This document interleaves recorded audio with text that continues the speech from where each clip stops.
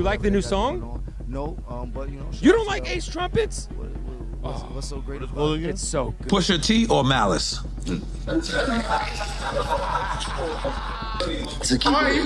To keep it a buck, I'm gonna go with Pusha T, so we're not gonna drink to them. Jim Jones just accidentally ended his own career by starting beef with 3 hip-hop legends simultaneously. We're diving into how one man's hot takes triggered the most calculated comeback in hip-hop history, brought Clipse back from the dead, and turned a Harlem legend into industry roadkill. Drop a comment. Who do you think wins when legends unite against one loudmouth? What happens when a rapper decides to disrespect not one, but 3 of hip-hop's most untouchable legends in the same breath? Jim Jones found out the hard way when he opened his mouth and declared that his son couldn't name a single Nas record. This wasn't just a casual comment, this was a calculated attack on one of rap's most sacred figures, delivered with the kind of arrogance that only comes from someone who's completely lost touch with reality. The ripple effects of this moment would destroy relationships, resurrect dormant careers, and ultimately expose Jim as someone who confused volume with relevance. That's career suicide. Jim Jones looked at Pusha T, one of the most lyrically gifted rappers alive, and said he wasn't even top 50, not top 10, not top 20, top 50. He questioned whether anyone could name 5 Pusha T records, dismissing decades of craftsmanship with the casual arrogance of someone who clearly hadn't been paying attention. This wasn't just disrespect, this was ignorance wrapped in confidence. Jim claimed Pusha never influenced him, never made him want to dress differently, never attracted women to his music. The irony? While Jim was questioning Pusha's impact, Pusha was quietly orchestrating one of hip-hop's most sophisticated comebacks. Numbers don't lie. While Jim Jones was running his mouth across multiple platforms, Nas was making moves that redefined what a response looks like. Instead of dropping bars, Nas dropped a $5 billion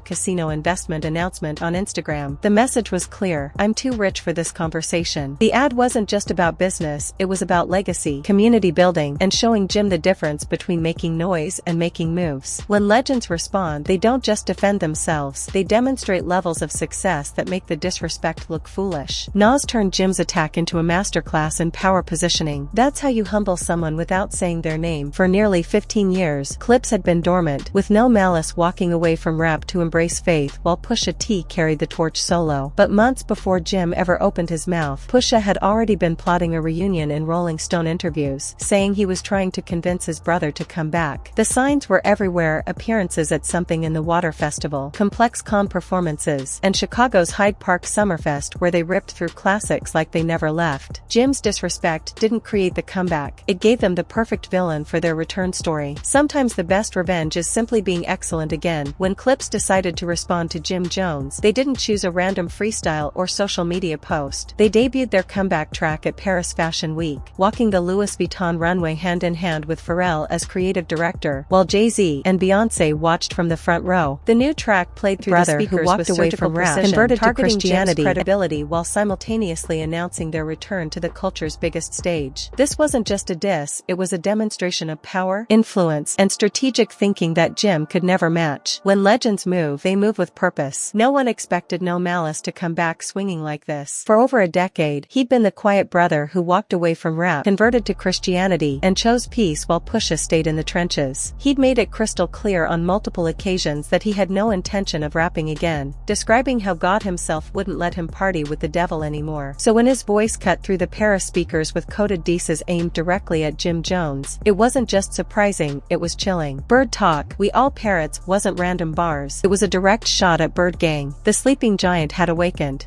Behind every great comeback is a mastermind pulling the strings, and Pharrell Williams orchestrated this entire moment with surgical precision. As Louis Vuitton's creative director and Clipse's longtime producer, he had the power to debut their response on one of fashion's biggest stages. This wasn't coincidence, it was calculated revenge for years of Jim's side comments and disrespect toward the Virginia collective. Pharrell gave Clipse the platform, the moment, and the cultural weight to make their return statement impossible to ignore. When you disrespect family, family responds accordingly. That's the Neptune's way. Before we dive deeper into Jim's downward spiral, let's pause for a second. If you're loving this breakdown of how hip-hop politics really work behind the scenes, make sure to hit that subscribe button and ring the notification bell. We're constantly breaking down the strategic moves, the power plays, and the cultural chess games that shape the industry. From beef analysis to comeback strategies, we cover it all with the insider perspective you won't find anywhere else. Your support helps us keep bringing you this level of detailed content. Now, back to watching Jim Jones dig his own grave with every interview he does. After Clipse's Paris Fashion Week nuclear strike, Jim Jones went into full damage control mode, but his execution was laughably bad. He posted Instagram clips laughing off the diss, trying to appear unbothered while clearly being completely rattled. On Drink Champs, when Noah brought up the Clipse response, Jim's mask slipped completely. He admitted he would be hurt and heartbroken if the diss wasn't about him, essentially confirming that he felt every single bar. Then came his Desperate Chains and Whips freestyle response over the same beat Clipse used to destroy him. When you're using your opponent's canvas to paint your rebuttal, you've already lost the war. At the BET Awards, Bootleg Kev sat Jim Jones down for what should have been a routine interview, but Jim's mental state was already cracking under pressure. When asked about Clipse's new single Ace of Trumpets, Jim couldn't even fake enthusiasm anymore. His "no, I don't like it" response was delivered with the energy of a defeated man trying to save face. He tried to dismiss the track as nostalgic, claiming he couldn't recall any memorable Clipse records, but his body language told a different story entirely. The confident Harlem veteran was gone, replaced by someone desperately trying to convince himself he wasn't drowning. The mask was slipping fast. The most devastating part of Jim's situation wasn't the public disses, it was the quiet isolation happening behind the scenes. While Jim was making noise on podcasts, Clipse was securing features with Nas, Kendrick Lamar, Tyler the Creator, and John Legend for their comeback album. These weren't just collaborations, they were endorsements from the culture's elite, essentially saying we stand with Clipse, not with Jim. The industry wasn't just choosing sides, it was actively excluding Jim from the conversations that matter. When legends unite against you, the silence becomes louder than any diss track. That's career death by 1,000 cuts. Just when you thought Clipse's comeback couldn't get more powerful, the industry politics got messy. Their reunion album, Let God Sort Them Out, was originally set to drop through Def Jam, featuring heavyweight collaborations that would have redefined their legacy. But according to whispers in the industry, Def Jam allegedly tried to censor Kendrick Lamar's verse, which reportedly contained indirect shots at Drake, Travis Scott, and the fake politics plaguing hip-hop. Clipse's response was immediate and definitive. They pulled the entire project from Def Jam without hesitation. When you're dealing with legends, creative control isn't negotiable. Some principles are worth more than contracts. Instead of compromising their artistic vision, Clipse took their project straight to Roc Nation, sending a clear message about where real power lies in the industry. This wasn't just a label switch, it was a strategic alignment with Jay-Z's empire, the same Jay-Z who sat front row at their Paris Fashion Week comeback. The move demonstrated that Clipse wasn't just returning as nostalgic veterans, they were coming back as power players with the industry's most influential figures backing their vision. Meanwhile, Jim Jones was still doing podcast rounds trying to explain why his disrespect was actually helping people's careers. The contrast couldn't have been more stark. On Nightcap with Shannon Sharp, Jim Jones reached peak delusion when he claimed he was more influential than Nas. This wasn't just confidence, this was complete detachment from reality. He dismissed Nas as someone who always came in second place to Jay-Z and DMX, conveniently forgetting that Nas created some of hip-hop's most quotable moments and influenced entire generations of rappers. Jim's logic was that Nas lost him after the movie Belly, which is like saying Jordan fell off after Space Jam. The statement revealed everything about Jim's mindset. He genuinely believed his regional impact in Harlem somehow outweighed Nas's global cultural influence. Reality check needed. When Clipse finally drops their collaboration with Nas, it won't just be a song, it'll be Jim Jones's professional obituary. The track represents everything Jim claimed didn't exist: legendary status, industry respect, and the ability to unite hip-hop's elite against a common enemy. Jim wanted to go viral through controversy, but instead he became a cautionary tale about the difference between making noise and making moves. While he was busy explaining his disrespect on podcasts, legends were quietly planning his cultural funeral. The saddest part isn't that Jim lost the beef, it's that he never realized he was fighting out of his weight class. Some battles choose you. While Jim Jones was making rounds on every podcast explaining his stance, the real power moves were happening in boardrooms he'll never see. Clipse wasn't just planning music, they were orchestrating tours, securing brand partnerships, and aligning with cultural tastemakers who shaped the industry's direction. These weren't accidental collaborations, they were strategic alliances built on mutual respect and shared vision. Jim's loud commentary had effectively written him out of these conversations before they even began. The industry operates on relationships, not just talent, and Jim had systematically burned bridges with people who could elevate careers with a single phone call. Silence speaks volumes in executive suites. The true price of Jim's disrespect wasn't measured in diss tracks or social media clowning, it was calculated in missed opportunities and closed doors. When you attack legends like Nas, Pusha T, and No Malice, you're not just starting beef with three people, you're alienating their entire entire networks of collaborators, producers, executives, and cultural influencers. These artists don't just make music, they shape the industry's ecosystem through their connections and endorsements. Jim's Hot takes costume access to a level of the game where real money and lasting influence are built. The saddest part is that this damage is permanent. You can apologize for disrespect, but you can't undo the lost respect. So here's what Jim Jones really accomplished with his legendary Disrespect tour. He single-handedly resurrected Clipse, gave Nas a reason to flex his billionaire status, and turned himself into hip-hop's most expensive cautionary tale. What started as hot takes about relevance ended with Jim becoming irrelevant himself. While the legends he attacked formed a supergroup of success that he'll never be invited to join, the man who questioned other people's influence just demonstrated why respect matters more than reputation in this industry. But this story isn't over yet. Clipse's album is still coming, Nas is still building empires, and Jim is still talking. The next chapter of this cultural chess game is about to unfold, and you don't want to miss how legends handle their business when the stakes get higher. Make sure you're subscribed because the hip-hop power plays we're about to witness will rewrite the rules of industry warfare. The real question isn't whether Jim can recover, it's whether anyone will still care when he tries. Not professional advice, consult a qualified expert as needed.